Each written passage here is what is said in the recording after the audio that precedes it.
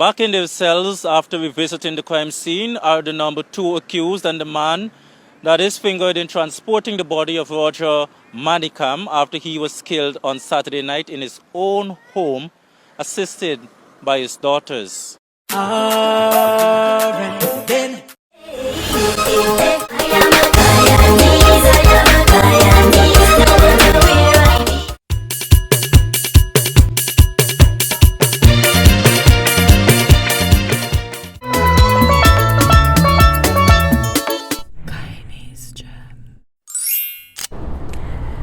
This killing could possibly be described as the most brutal killing of a murder victim by family members. It would appear that the murder itself was well planned out, but the actual covering up of the murder was, in my opinion, not very well thought out. The murder victim was 65-year-old Roger Manikam, who hailed from Numprel on the east coast of the Mararo. Roger lived with his 18-year-old daughter Nalini and his 12-year-old adopted daughter, whose name was not mentioned anywhere because she was a minor at the time. This murder took place in the year 2016 on April 2. Hi gems, welcome back to my channel and welcome back to yet another murder mystery video. Well, in today's video, I'll be discussing with you guys the murder of 65-year-old Roger Manikam, who hailed from the Numprel area. Now this murder is specifically sad because it's alleged that his 2 daughters were the ones that helped to kill him, his biological daughter, and then he had a 12-year-old adopted daughter. Police investigators indicated that the 65-year-old was murdered and his body dumped on the road shoulder of the Caldogen Railway embankment. Before police investigators would find out that it was the 2 girls that killed their father along with 2 guys, the elder daughter would tell Stabrook News that she had last seen her father that Saturday a little before 7:30 or 8 p.m. That would be the time he was murdered, so she said that was the last time she saw him. The daughter also indicated that she could not be sure at the time of her father leaving the home because she and her sister, they were in their room and he was in his room. So when he left, they weren't aware, and it was until morning that she would find out that her father was actually missing. Bizarrely, she said that the next morning, it was herself and her younger sister, they went to their father's room to inquire of whether or not he wanted breakfast, and it was then that the 2 girls would find out that their father was missing. So until next morning, she was telling investigators that is when she discovered that her father was not actually in his room. She then claimed that she telephoned all her father's friends asking about his whereabouts and if anybody knew where her father was, but nobody seemed to know exactly where the 65-year-old Manikam was. But later she said she received a call about a body that was discovered on the road, and she went on the scene and she identified her father's body. When she went to identify the 65-year-old's body, she said that she only could identify him by his clothes. So after she made all of these calls and she said she didn't know that he went missing, when she received this phone call that somebody's body was found on the road shoulder, she went and she said she could only identify her father by the clothes that he was wearing.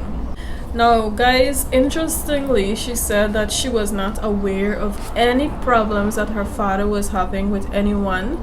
However, she didn't fail to mention that the older gentleman, he was in a serious relationship with a 20-year-old, and this daughter of his claimed that the relationship he was sharing with a 20-year-old, that it was very toxic. She, the daughter, said that it was only the previous week before her father's murder that her father and his 20-year-old girlfriend had argued, and that he had put her out of, I guess she was living with him.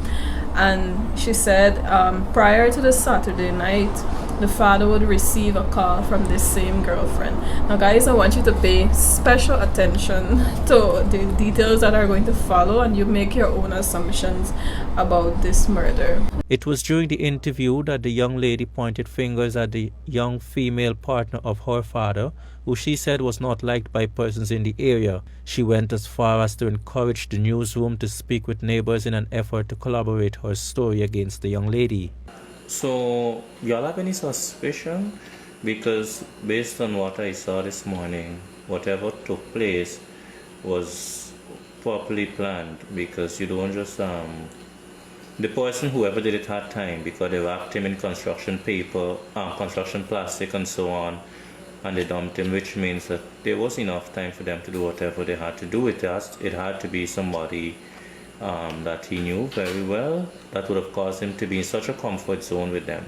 Well, we're not sure, because when I went, the police wouldn't tell me much, but they told me he was drinking. And I know my father doesn't normally drink, so it was somebody that he was comfortable with, because that was the only way he's going to leave at that hour and go and drink. And the only person we could all think about was his girlfriend, because he got a call from her right before he left the house. Now, the older daughter was quick to say that she wasn't accusing anyone. However, she didn't fail to mention that the man's alleged girlfriend, she said that she was in Maruka. So apparently, I don't know if police investigators would have investigated or questioned this 20-year-old woman, and she said that she was in Maruka. But the daughter quickly denied this and said that it was impossible for the woman to be in Maruka because her father had just put her out the week before. And even though the woman claimed that she did not talk to the man, his daughter claimed that the two would speak every night. So I'm not sure how she knew that, but that was what she was saying. It is alleged that this same daughter that is doing all the talking, she said that when her father went missing, he had some $100,000 on him. My question to you guys, how is it that she knew that he had this amount of money on him if she wasn't aware that he was missing? If she was in her room when he left, so how is it that she knew that, you know, he left with $100,000? How is it that she knows all of these things and she wasn't aware of her father being missing? It's kind of puzzling to me. When I first started reviewing this case, I was like, something not adding up here. She said that whenever her father would leave, he would always take his money with him, and she said that, I guess, when she went into his room and she found out that he was allegedly missing, that she did not see this alleged $100,000 anywhere. So she said that probably whoever murdered him, they took it from him because it was nowhere on his body. Manikam's body was discovered wrapped in construction plastic and dumped on the railway embankment at Collagen, East Coast, Demerara, the morning after he was brutally murdered. When the older Manikam's body was found and investigations commenced into the matter, the two daughters had initially claimed that their father might have been killed after being robbed. They then suggested that he might have been out with his girlfriend drinking and that the police should question her.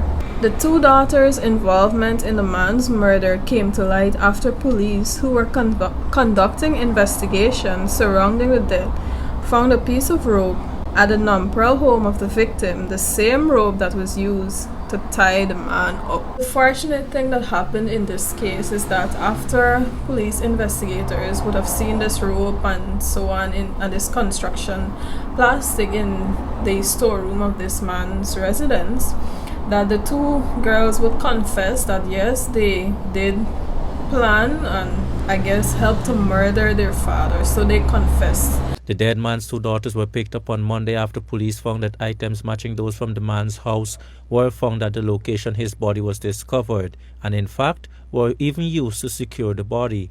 The post-mortem examination that was conducted on the dead man revealed that he died of brain hemorrhage, and this was consistent with him being hit directly to his head. After confessing, the two girls would tell police that a 65-year-old murder victim was a drunkard who sexually molested them, and this was the reason they murdered him.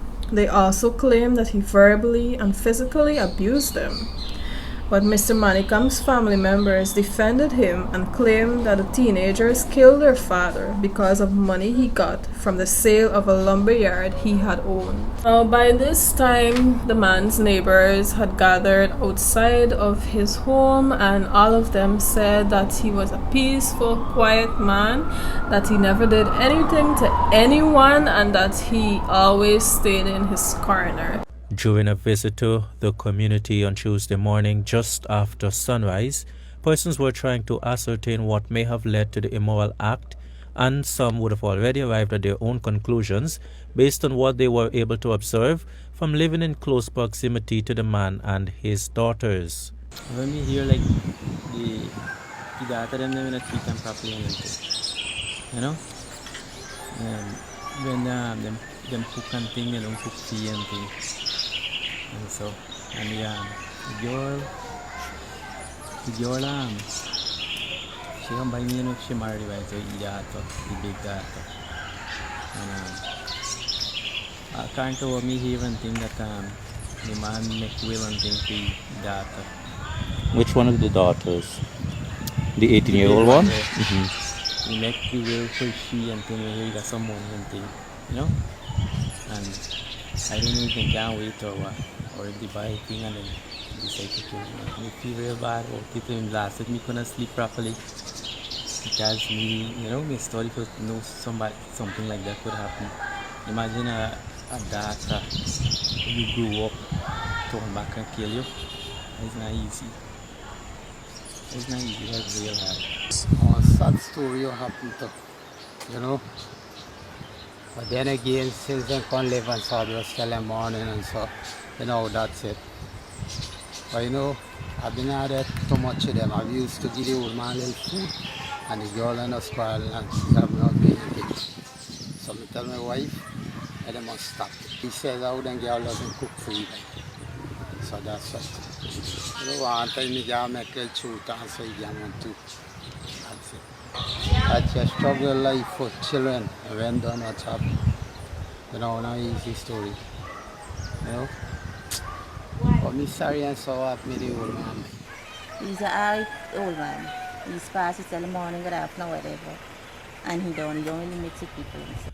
So apparently this man was a peaceful person and he got killed for no reason. We don't know, we were not there. I wasn't there. But some of the details of the story just not adding up. A lot of inconsistencies all over. But it's interesting that, you know, you could make your children but not make their mind. How is it that you could just look at your parents regardless of what they did and kill them? I mean, I got some horrible parents out there, like for instance those fathers that rape their daughters and their sons. I mean, probably that might cause you to want to kill a parent, but I'm not sure in this case did he actually rape the girls. We don't know. The two girls would tell police investigators that they actually hatched this plan to kill their father on the 1st of April. That would have been the Friday. However, they said things did not go as planned, so they had to end up pushing back the act to the Saturday, and that is how come he was murdered on April 2nd. According to police sources, the two girls confessed that it was on Friday evening they actually planned to kill the man, but things did not work out on that night, so they opted to do it on Saturday instead. So I'm wondering what could have prevented them from murdering him the day before somebody come over. They had a guess what happened exactly. He didn't come home, and then he came home the Saturday, and then we were like, we could do it now. In none of the readings did anyone say why is it that they couldn't murder him on the Friday night and they ended up murdering him on the Saturday instead. Police would later tell the general public that the two girls had lured their father into the kitchen on the day of April 2 and the 18-year-old daughter's boyfriend. He was the one that actually dealt the father the blow with an axe to his head, and they got the axe from the storeroom of the deceased, and the consistent brain hemorrhage that was found in the postmortem was from the axe and the blow that the guy dealt to the 65-year-old. They related to the police that as they lured the man to the kitchen of the house, the boyfriend of the eldest girl emerged from a room and attacked him with an axe to the back of his head, and he fell and died instantly. This storeroom was in the backyard of the deceased, and it was in this same storeroom where the axe was found that they got the construction plastic, and they also got rope from the backyard line. That is what they used to tie up the body in the construction plastic. So everything that was used to dispose of the body, they got it right from inside of the victim's yard. So guys, here is where the story gets interesting. The daughters told investigators that after killing Manikam, the 18-year-old daughter's boyfriend telephoned his friend, who resided on the west coast of Demerara, and lured him to the deceased's home under the pretense of needing a jump start for his father-in-law's vehicle, and that the man's battery had died. The young man then telephoned his friend on the west coast of Demerara and requested that he travel to the east coast location to jumpstart the dead man's car as the battery was dead. It was after the friend arrived at the location that the girl's boyfriend related what they really did and why he called for the young man's assistance. A request was then made for the friend, who is said to be a taxi driver, to assist the suspects in transporting the body to its dumping ground, where it was later found on Sunday morning. I believe this friend that was lured to the scene, he acted very stupid, because I'm going to leave my comfortable home all the way on the next side of town because he's coming from across the river to come to Numprel. And if you know Guyana, you have to cross the Harbour Bridge and then come into Georgetown and then come on the Rupert Craig Highway before you can actually get to Numprel.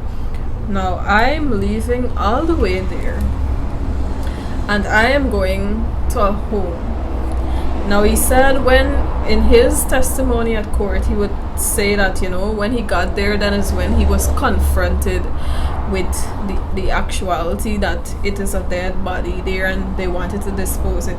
Now for me, right, I'm not sure if he was scared or what, but if I go somewhere, somebody asks me to come and do something for them, and then I'm confronted by a dead body, I would try everything in my power to get out of there and make a complaint, because look at, you will find out what happened to him. He acted really stupid. I don't know what caused him to go along with his plan, if they promised him money or whatever, but he went along with the plan. As crazy as it seems, this friend agreed after finding out what took place to help transport the remains from the house, and after dumping the body on the road, all of them returned to the man's home and cleaned the murder weapon before putting it back into the storeroom. Newsroom was informed that after committing the act, the four returned to the house and began attempting to cover their tracks. The police would later find the axe that was used to kill the man. They placed it back in the storeroom, and I guess they did whatever tests on it or trace it with blood and whatever, and they found that it was consistent with the story that the two sisters were telling them, and that it matched the bruise, I guess, or the wound on the man's head. Now the four of them would be charged and remanded to prison until May 6th of that year for murdering the 65-year-old victim. But the story gets kind of confusing after this. I'm not sure. You tell me if you think justice was served or if something else played out, because what happened next, I still don't understand. At court, the families of the four would get into a heated argument, blaming each other for what transpired on April 2. It appears as though in court, the families of the person who actually dealt the guy the blow to his head, the one who helped transport the body, and the two sisters, the families were blaming each other. In court, the lawyers that were representing the murder accused, they submitted a no case submission, and they claimed that the prosecutor did not provide enough evidence to actually charge their clients with murdering the 65-year-old man. So I'm not sure if whatever the prosecutor had submitted on behalf of the deceased, if it wasn't sufficient, but I'm not sure what went wrong. You will see what I'm talking, or you will hear what I'm talking about. The ending of this story didn't go as one would think. The two girls accused of hacking the 65-year-old man to death were given a chance at a new start. Arrangements between the Canadian and Guyanese government allowed the naturalized girls, who were naturalized Canadians, to leave Guyana for the shores of Canada. The younger girl was placed in foster care, and the elder girl was sent to live with relatives with plans to further her studies. The 18-year-old's boyfriend pleaded not guilty to the murder charge, but instead accepted a lesser manslaughter charge, and he was sentenced to 14 years in prison. However, he ended up getting 12 years after he spent 2 years on remand. The friend from over the river, or the west coast of Demerara, he admitted that he knowingly assisted or helped the sisters and the 18-year-old's boyfriend after they murdered Manikam. However, he walked out of court free after the judge said he was granted remission for the 2 years he had been waiting for trial, as 2 years is the maximum penalty for the crime of being an accessory after the fact. So guys, that is how the case ended up ending. The two girls were sent back to Canada. Today I think they are still free because you didn't hear back anything about the story. Last I read is that the guy who got the actual charge for murdering the man, he is still in prison, and the other one, he got out of prison and he is free as well today. I don't know what to say at the end of this story, except that I pray that the man's soul is resting in peace. You let me know in the comments what you think about this case. I remember when this story happened and I was like, wow, what could this man have done to these two girls for them to kill him? And because of the nature of the case, I said it's probably over some property or something, but I don't know, did he actually abuse them? Did they have some kind of falling out or disagreement over some property?